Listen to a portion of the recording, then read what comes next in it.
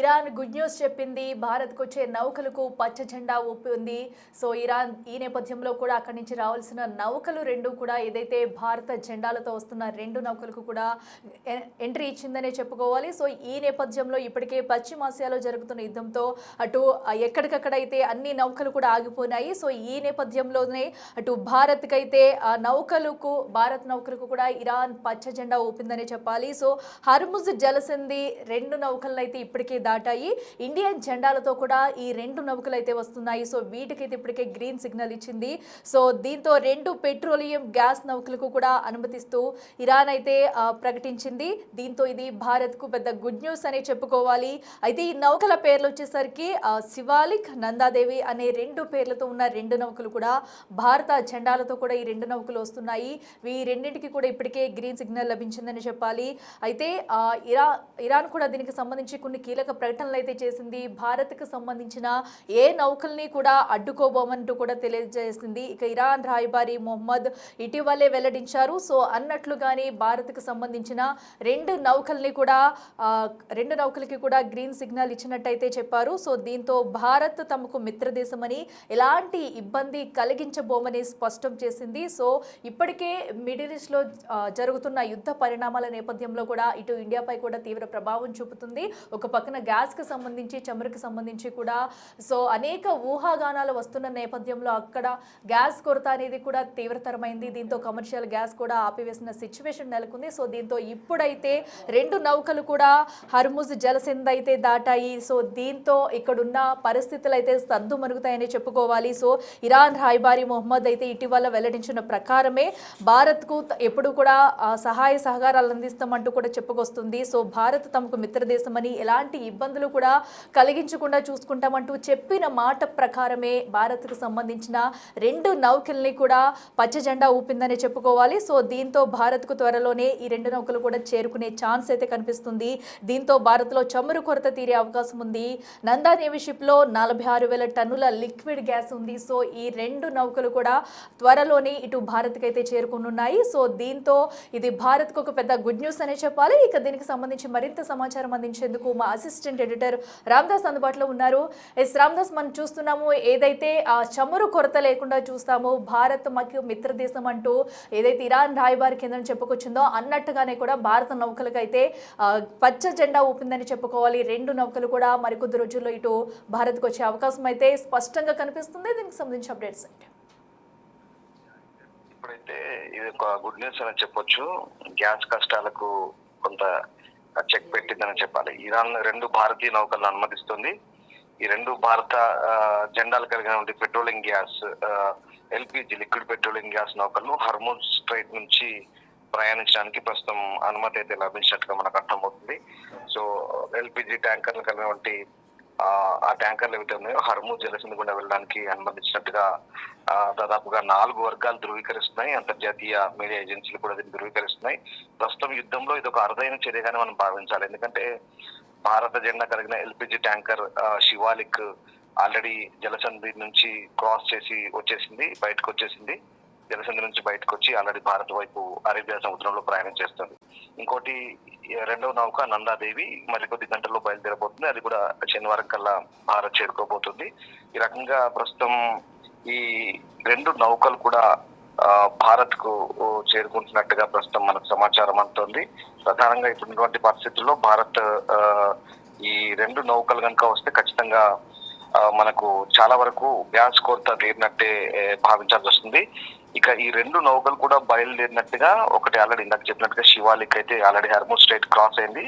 నందాదేవి మరికొద్ది గంటల్లో బయలుదేరబోతుంది. So Lloyds list intelligence అనే సంస్థ దీన్ని ధృవీకరించింది. ప్రస్తుతం పక్కాగా నిలుపుతున్నటువంటి సమాచారం ప్రకారం రెండు నౌకలు కూడా భారత్కు మరికొద్ది గంటల్లో చేరబోతున్నాయి. సో ఈ రెండు వనరుల మనకు చాలా వరకు గ్యాస్ కొరతను తీర్చే అవకాశం కనిపిస్తుంది.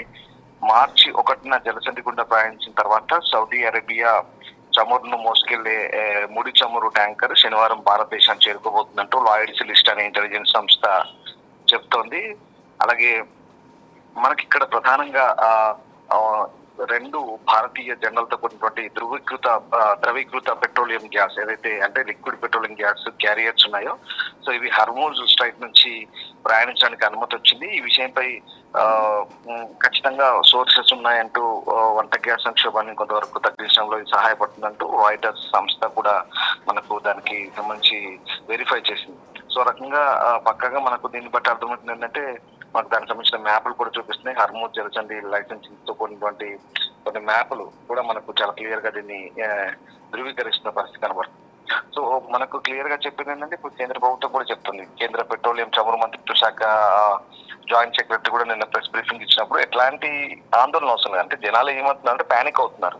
ఈ ప్యానిక్ బుకింగ్ చేయడం వల్ల ఏమవుతుందంటే, గ్యాస్ అవసరం లేకున్నా కూడా అడబుల్గా బుక్ చేసి పెట్టుకోవడం, అంటే దొరుకుతుందో లేదో అన్న ఒక భయం, ముందస్తుగా బుకింగ్ చేసుకోవడం, సో 1కి 4 బుక్ చేసుకోవడం. దీంతో ఏమవుతుందంటే గ్యాస్ కొరత ఏర్పడుతుంది. అంటే ఇప్పుడున్నటువంటి పరిస్థితుల్లో ప్యానిక్ అవ్వాల్సిన అవసరం లేదు. ఖచ్చితంగా సెంట్రల్ గవర్నమెంట్ ఏం చెప్తుందంటే, సరే పశ్చిమాసియాలో యుద్ధం అవుతుంది, యుద్ధం కారణంగా కొన్ని భయాలు ఉన్నాయి, మనకు ముడి చమురు లేదా గ్యాస్ వంటి ఇంధన సంబంధించినటువంటి కొరత ఏర్పడుతుంది. ఆ బాధిత దేశాలు మనం కూడా ఒకటి. కానీ మనకున్నటువంటి పరిస్థితుల్లో ఇప్పుడు హర్మూజ్ కాకుండా ఆల్రెడీ వేరే ఇతర మార్గాల ద్వారా మనం చమురు సేకరిస్తున్నాం. ఇప్పుడు ఉన్న దానికంటే ఇంకా 25% ఆల్రెడీ ఎక్కువ ఉంది భారత్ లో. సో ఎట్లాంటి టెన్షన్ అవసరం లేదు. అవసరమైతే ఇక్కడ ఎల్పిజి ఉత్పత్తిని కూడా పెంచమని చెప్పాం. సో పానిక్ బుకింగ్స్ అవసరం లేదని చెప్తున్నారు. కాకపోతే కమర్షియల్ గా కొంత ఇబ్బంది అవుతుంది. కమర్షియల్ కన్జ్యూమర్స్ ఎవరైతే ఉన్నారో, సో అది కొంత అరికట్టే ప్రయత్నం ఉంది. ఆ రకంగా ప్రస్తుతం అయితే మనకు కావాల్సినంత గ్యాస్ ఉంది, ఎలాంటి టెన్షన్స్ అవసరం లేదంటే కేంద్ర ప్రభుత్వం కూడా చెప్తుంది. రైట్ నో రాష్ట్ర ముఖ్యమంత్రి కూడా ఇక్కడ మన తెలంగాణ నుంచి కేంద్ర ప్రభుత్వంతో కోఆర్డినేట్ చేసుకోండి అని చెప్పి కేబినెట్ సబ్ కమిటీ చెప్పారు. మరి కొద్దిసేపట్లో వాళ్ళు కూడా రివ్యూ చేయబోతున్నారు. రామ్దాస్, ఇప్పుడు ఏవైతే 2 షిప్లు వస్తున్నాయో, ఒక దానిలో కూడా ఏదైతే నందాదేవ్ అనే షిప్ లో కూడా 46,000 టన్నుల గ్యాస్ లిక్విడ్ కూడా ఉన్నట్లయితే తెలుస్తుంది. సో దీంతో పూర్తిగా గ్యాస్ కొరత అయితే ఉండదు, ఇంకా జనాలు భయపడాల్సిన అవసరం లేదని అనుకోవచ్చు. డెఫినెట్ గా అంటే దాదాపు 1,000 టన్నుల లిక్విడ్ పెట్రోలియం గ్యాస్ ఏదైతే వస్తుందో ఇది సౌదీ నుంచి బయలుదేరింది. నాకు వాస్తవానికి మనం ఎక్కువగా ఓమన్ నుంచి, సౌదీ నుంచి, అలాగే దుబాయ్ యుఏ నుంచి కూడా మనం ముడి చమురు కొంటాం. అలాగే ఎల్ఎన్జి లిక్విఫైడ్ న్యాచురల్ గ్యాస్ తీసుకుంటాం. ఇప్పుడు ఎల్పిజి ఏదైతే ద్రవీకృత పెట్రోలియం గ్యాస్ అంటే లిక్విడ్ పెట్రోలియం గ్యాస్ ఏదైతే ఉందో, లిక్విడ్ పెట్రోలియం గ్యాస్ ఎల్పిజిని కూడా మనం సౌదీ నుంచి తీసుకుంటున్నాం. సో అక్కడ నుంచి వస్తున్నటువంటి 46,000 టన్నులు అంటే దాదాపుగా మన అవసరాలు కొరత ఉండదని చెప్పాలి. ఎందుకంటే పెద్ద మొత్తమైనటువంటి గ్యాస్ కాబట్టి ఈ శివాలిక్, నందాదేవ్ అనేది పెద్ద క్యారియర్లు. ఈ 2 ఓడలు కూడా చాలా పెద్ద క్యారియర్లు, 1,000 టన్నుల గ్యాస్ తీసుకొచ్చి క్యారియర్లు. సో అవన్నీ కూడా మనం ఇక్కడ నుంచి హర్మూజ్ స్ట్రైట్ నుంచి వచ్చిన తర్వాత నేరుగా భారత్ చేరుకోగానే బహుశా మరి ముంబై తీరాన్ని చేరుకుంటాయి లేదా గుజరాత్ తీరాన్ని చేరుకుంటాయని చూడాల్సింది. సో అక్కడ నుంచి మనం రిఫైనరీలు సేకరించి అక్కడ నుంచి మనకు వాటిని డిస్ట్రిబ్యూషన్ ఉంటుంది. సో రకంగా మనకు చాలా వరకు గ్యాస్ కష్టాలు తగ్గినట్టే మనకు అర్థమవుతుంది. ఇప్పటికిప్పుడు అసలు యాక్చువల్ గా చెప్పాలంటే నేను మళ్ళీ అదే చెప్తున్నాను, జనాలు ప్యానిక్ అవుతున్నారు, అంతకుమించి ఏం లేదు. ఎక్కడ గ్యాస్ కొరతలు లేవు. కేంద్ర ప్రభుత్వం కూడా అదే క్లియర్ చెప్తుంది. ఆల్రెడీ ఎల్పిజి ప్రొడక్షన్ కూడా మనం పెంచాము. సో ఇక్కడ 25% ఆల్రెడీ అడిషనల్ గా ఉన్నాయి. సో ఇప్పుడు వచ్చే దాంతో కూడా మనకి ఇబ్బందులు తప్పుతాయి. ఇప్పటికిప్పుడు మనకు వచ్చిన ఇబ్బంది ఏం లేదు. బట్ ఇదంతా కూడా ఒక రకమైన పుకార్లు, అంటే మధ్య ప్రాచ్యంలో జరుగుతున్నటువంటి యుద్ధం భయాలు, మిడిల్ ఈస్ట్ లో ఏమో జరుగుతుంది, ఇక్కడ ఏదో కొరత జరగబోతుంది అనేది వాస్తవం. బట్ జనరల్ గా కూడా ఆ క్రైసిస్ ఏదైతే ఉందో ఇప్పుడు మనకి రిఫ్లెక్ట్ అవుతుంది మార్కెట్ లో. ఇప్పుడు జనరల్ గా మా ఇంట్లో అవసరం ఉండి మేము బుక్ చేస్తే కూడా అవ్వట్లేదు మనకి ఇక్కడ ఐవీఆర్ఎస్ సిస్టమ్ లో. సో అది పరిస్థితి. అంటే దీని అంతా కూడా మార్కెట్ లో ఒక రకమైనటువంటి వదంతులు క్రియేట్ చేసి ఈ రకంగా జనాల్ని కొంతమంది ఇబ్బందులకు గురి చేస్తున్న పరిస్థితి మనకు కనబడుతోంది. అలాంటి ఇబ్బందులు లేవు. గ్యాస్ ఏజెన్సీల దగ్గర పోయి అనవసరంగా అక్కడ గంటల పాటు వెయిట్ చేయాల్సిన అవసరం లేదు. గ్యాస్ బుక్ చేసిన తర్వాత జనరల్ గా యాజ్ యూజువల్ ఎప్పుడు ఎలా చేస్తారో అలాగే చేసుకోమని ప్రభుత్వం చెప్తుంది. సో గ్యాస్ కొరతకైతే ఇబ్బంది లేదు. బట్ ఇప్పుడు వచ్చేటువంటి నందాదేవి శివాలిక్ నౌకల ద్వారా వచ్చేందుకు గ్యాస్ అయితే ఖచ్చితంగా మన అవసరాలకు తీరేలా ఖచ్చితంగా మనకు సఫిషియెంట్ గా దాని ఉపయోగం అయితే ఉండబోతుంది డెఫినెట్ గా.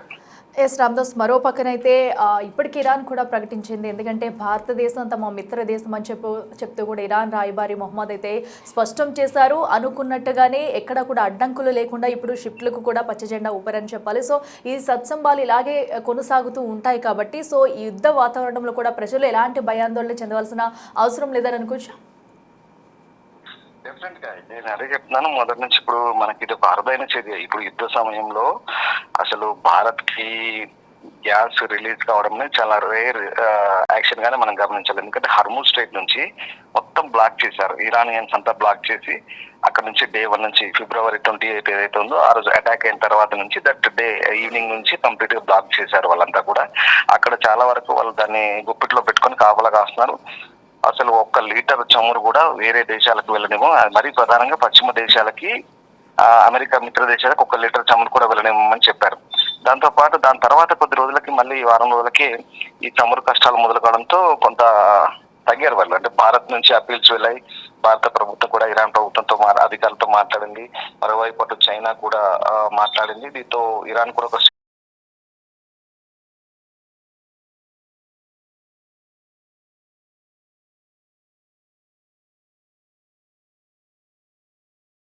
తైవాన్, అలాగే ఇక్కడ మనం చూసుకున్నట్టయితే జపాన్, ఇవి మనకంటే వాళ్ళు ఇంకెక్కువ శాతం వాడతారు. సో వాళ్ళకి చాలా ఇబ్బంది ఉంది. చైనా కూడా అప్పీల్ చేసింది. ఇరాన్ మంత్రి అబ్బాస్ అరాగ్చీతో మాట్లాడినప్పుడు కూడా చైనా అదే చెప్పింది. ఇటువైపు అంటే ముఖ్యంగా దక్షిణాసియా అలాగే తూర్పు ఆసియా వైపు వచ్చేటువంటి ఏవైతే నౌకలున్నాయో వాటిని వదిలిపెట్టమని చెప్పారు. దానికి వాళ్ళు కూడా సానుకూలంగా స్పందించారు.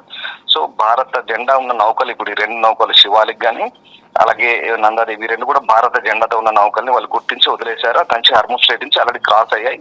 మేబీ 1-2 days లో అవి ఇండియాకి చేరుకునే అవకాశం ఉంది. అట్ ద సేమ్ టైం మనకు వదిలినట్టుగానే చైనా గానీ, తర్వాత సౌత్ కొరియా, థాయిలాండ్, జపాన్ కు వెళ్ళే వాళ్ళ అవసరాలను తీర్చే విధంగా కూడా బహుశా వదిలే అవకాశం కనిపిస్తుంది. బట్ హర్మూజ్ స్ట్రైట్ అయితే ఇంకా బ్లాక్ చేసి పెట్టారు. చాలా ఇబ్బంది ఉంది వాణిజ్యపరంగా. 20% ప్రపంచ వాణిజ్యంలో కీలకమైనటువంటి హర్మూజ్ జలసంధిని వాళ్ళు బ్లాక్ చేయడం ద్వారా ఇప్పుడు ఒక రకంగా ఆర్థిక వ్యవస్థను ప్రభావితం చేస్తుంది. ద్రవ్యోల్బణం కూడా పెరిగే అవకాశం ఉంది. అటు యునైటెడ్ నేషన్స్ కూడా హెచ్చరిస్తున్న నేపథ్యంలో మరి ఇరాన్ ఈ విషయంలో పట్టు వీయడం లేదు. బట్ మనకు కొన్ని దేశాలకు రావాల్సినటువంటి వాటి విషయంలో మాత్రం సడలింపు కలిగిస్తుందనే మనకి ఇక్కడ అర్థమవుతుంది.